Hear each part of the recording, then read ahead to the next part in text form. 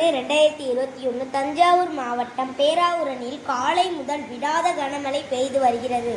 ஆகையால் சாலைகளில் வெள்ளம் பெருக்கெடுத்து ஓடுகிறது.